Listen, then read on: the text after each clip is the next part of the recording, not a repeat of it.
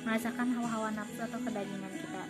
Nah, cara untuk melawannya adalah melakukan kehendak-kehendak Allah, yaitu hal-hal yang rohani. Sebetulnya kan kehidupan Kristen itu bukan tuntutan hidup yang penuh dengan larangan, misalnya kita nggak boleh ini, nggak boleh itu, nggak boleh ini gitu. Tapi sebetulnya kita itu lebih ke belajar secara terus-menerus dan rindu untuk melakukan kehendak Tuhan yang baik dan jauh dari dosa. Ada 3 jenis kehidupan orang Kristen. Yang pertama, isolasionis. Isolasionis ini dia itu tipe orang Kristen yang tidak mau berhubungan dengan dunia sama sekali. Lalu dia menciptakan dunianya hidup Kristennya sendiri dan dia itu merasa paling benar. Sedang yang kedua adalah imitasi, yaitu menjadi serupa dengan dunia dan budayanya. Jadi dia benar-benar menganut kehidupan di dunia ini, tapi lama-lama dia akan kehilangan ciri khas dari Allah itu sendiri. Nah, kita itu harus hidup tipe orang Kristen insulasi. Nah, ini itu seperti kita hidup seperti ikan di laut asin. Artinya maupun berapa lama pun ikan itu hidup di dalam laut asin itu kan dia tidak menjadi asin. Artinya jika kita hidup di dunia ini, kita menyesuaikan diri, kita dapat hidup dengan tenang di dunia ini, tapi kita nggak boleh kehilangan ciri khas kita sebagai anak Tuhan. Nah, tujuan akhir dari hidup kita adalah amanat agung.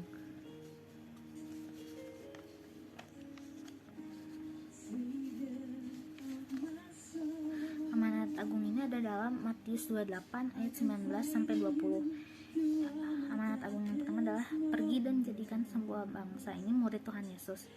Yang kedua, baptis semua manusia dalam nama Bapa, Anak, dan Roh Kudus. Lalu yang ketiga, kita harus mengajarkan semua yang diperintahkan oleh Yesus, dan jangan khawatir karena Yesus akan menyertai kita hingga akhir zaman.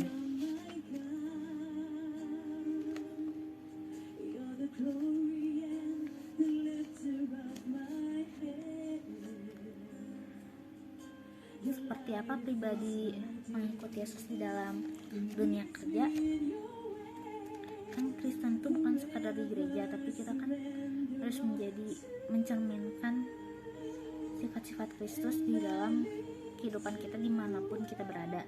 Nah, kalau nilai dunia adalah money is king, artinya tingkat keberhasilan seseorang itu diukur dari uang yang dipunyai oleh orang tersebut. Nah,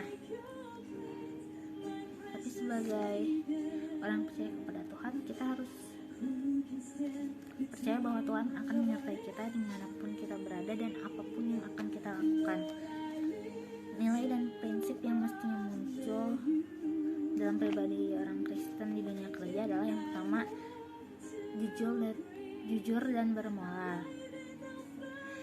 Yang kedua, bertanggung jawab. Yang ketiga, kita harus terbuka dan tidak menyembunyikan hal-hal yang aneh. Yang keempat, kita mau melayani seseorang. Dan yang kelima adalah kerendahan hati. Kita harus memiliki kerendahan hati. Selanjutnya, setelah kita menjadi keluarga Tuhan, selain amanat agung tersebut, kita harus memiliki visi misi hidup dan strategi untuk mencapai misi dan visi hidup itu. Namun kan ketika kita memiliki visi hidup kan pasti kita ada gangguan gitu yang membuat kita mungkin kayak lemah atau pengen mundur aja gitu. Nah, saya sendiri punya 4 ayat yang saya gunakan sebagai penunjang kehidupan ketika saya merasa kayak down banget gitu. Terus ketika kayak sekeliling saya nggak mendukung saya gitu untuk melakukan apa yang ingin saya lakukan untuk mencapai visi hidup saya sendiri. Yang pertama adalah 1 Tesalonika 5 ayat 16 sampai 18. Bersukacitalah senantiasa, tetaplah berdoa, Mengucap syukurlah dalam segala hal, sebab itulah yang dikehendaki Allah di dalam Yesus Kristus bagi kamu.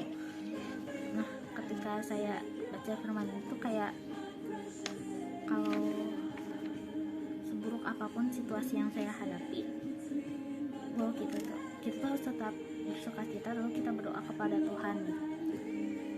Karena kan ada separah apapun gitu hidup kita, pasti ada hal-hal yang bisa kita syukuri. Misalnya kayak kita masih diberi nafas, kita masih diberi kesehatan, atau kita masih punya baju gitu buat ini, daripada kita telanjang kan kemana-mana, itu kan disyukuri juga kan ya, walaupun bajunya nggak bagus-bagus atau nggak bermerek gitu.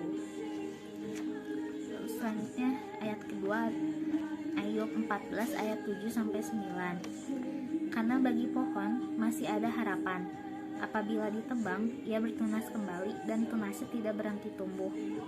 Apabila akarnya menjadi tua di dalam tanah dan tunggulnya mati di dalam debu, maka bersemilah ia setelah diciumnya air dan dikeluarkannya lah ranting seperti semai. Itu ketika saya kayak ngerasa down gitu, terus kayak saya nggak punya harapan gitu, kayak dunia tuh kayak nekan saya untuk hal-hal yang buruk gitu. Nah, apalagi ketika saya gagal gitu, kayak kan kalau saya untuk ditebang itu kayak gagal gitu. Misalnya ketika saya gagal tuh, kalau pohon kan bertunas kembali. Nah saya tuh belajar dari kegagalan itu, kalau misalnya kita gagal sekali itu pasti masih ada waktu, masih ada harapan untuk kita terus bertumbuh gitu. Misalnya kayak dia bilang akarnya sudah tua dan tunggulnya mati, tapi setelah dicium air maka dia akan mengeluarkan ranting seperti semai. Nah, air ini saya anggap kayak pertolongan Tuhan gitu. Pertolongan Tuhan kan macam-macam, bisa jadi kayak dari diri kita sendiri gitu, kita merasa senang, kita merasa bersyukur, atau dari teman-teman. Kalau yang saya alami dari teman-teman saya yang terus ngedukung saya, walaupun mereka tahu gitu saya tuh nggak sehebat itu, tapi Tuhan kayak menghadirkan beberapa teman-teman saya yang mendukung saya gitu, walaupun saya down, jatuh gitu, tapi mereka tetap bangkit, semangat gitu. Nah itu kan maksudnya diberikan oleh Tuhan juga kan. Lalu selanjutnya Amsal 6 ayat 6-7. Hai pemalas, pergilah kepada semut, perhatikanlah lakunya dan jadilah bijak, biarpun tidak ada pemimpinnya, pengaturnya, ataupun penguasanya. Nah, ayat ini tuh ketika saya merasa kayak saya gagal kan, down tuh. Nah biasanya saya tuh kayak agak males gitu, terus kayak pengen sendiri, nggak pengen ngelanjutin apa yang akan jadi visi hidup saya sendiri gitu, kayak udahlah lupain aja gitu. Nah ketika saya lihat itu kayak harusnya kan malu gitu sama semut gitu ya, dia kan tetap walaupun kecil gitu, yang kayak ketiup angin juga mungkin terbang gitu, tapi dia tetap rajin, tetap berusaha mengambil makanan gitu, biarpun dari diri dia sendiri pun gak ada yang ngatur. Nah saya juga gitu, karena kan dalam hidup tuh kayak kita sendiri yang ngatur hidup kita gitu. Lalu selanjutnya ada Amsal 6 ayat 9-11. Hai pemalas, seberapa lama lagi engkau berbaring? Bilakan engkau akan bangun dari tidurmu?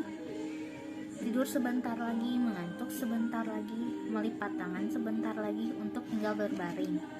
Maka datanglah kemiskinan padamu seperti seorang penyerbu, dan kekurangan seperti orang yang bersenjata. Nah ayat ini tuh lebih kayak ketika saya malas gitu kan, pasti pengennya bawaannya rebahan, tiduran gitu.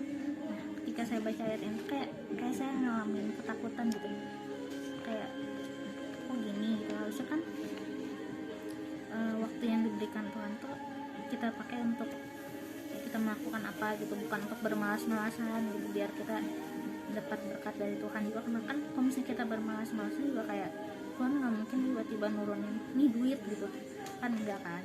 Jadi gimana, sedaun apapun kita harus berusaha rajin dengan cara kita bersyukur kepada Tuhan, terus berdoa kepada Tuhan. Intinya kita harus bercerita kepada Tuhan dan meminta Tuhan untuk memberikan kekuatan kepada kita,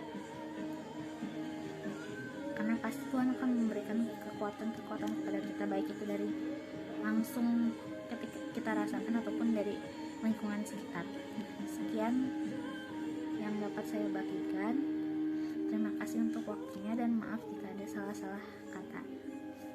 Tuhan Yesus memberkati.